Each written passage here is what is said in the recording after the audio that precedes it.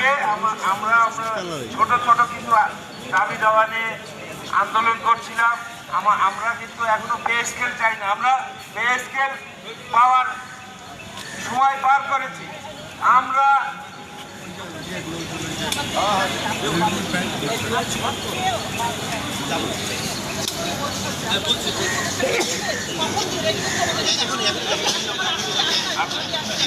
এখন ঠিক এই সময়ে আমাদের ভিতরে কালো আইন তুলে দিয়ে আমাদের সকল দাবিকে পিছনে ঠেলে দেওয়ার চক্রান্ত করা হয়েছে। কারা এই চক্রান্তের সাথে যুক্ত আমরা তাদেরকে খুঁজে বের করব। এই কালো আইন দিয়ে আমাদের দমনের জন্য এই কালো আইন কেন প্রণয়ন করা হয়েছে হঠাৎ করে, সচিবালয়কে অশান্ত করার জন্য কারা দায়ী, এই সরকারকে অনুরোধ জানাবো তাদেরকে খুঁজে বের করতে।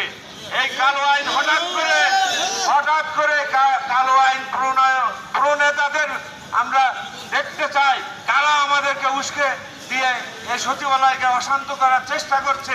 আমরা সরকারের শান্তিপ্রিয়ভাবে সরকারের সাথে কাঁধে কাঁধ মিলিয়ে কাজ করে যাচ্ছিলাম।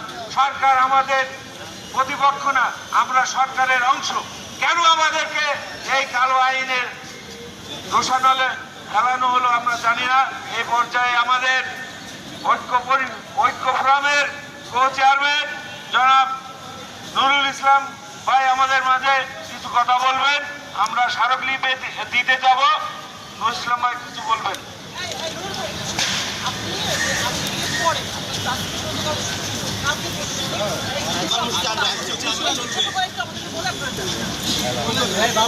ধন্যবাদ প্রিয় সাংবাদিক ভাইরা, আসসালামু আলাইকুম।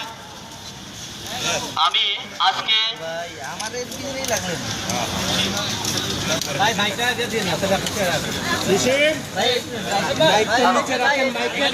আমি আপনাদের সামনে আজকে একটা নতুন বিষয় তুলে ধরতে চাই।